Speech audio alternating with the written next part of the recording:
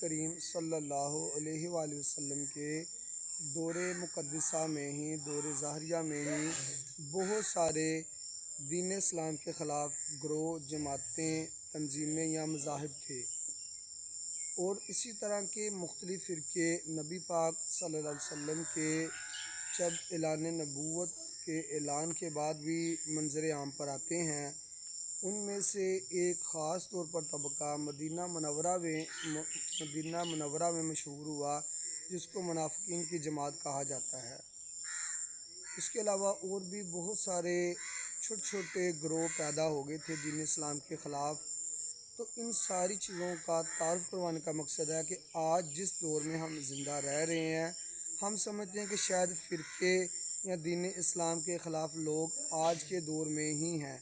ایسا بالکل نہیں، یہ اسلام کے خلاف روز اول سے ہی لوگ رہے ہیں۔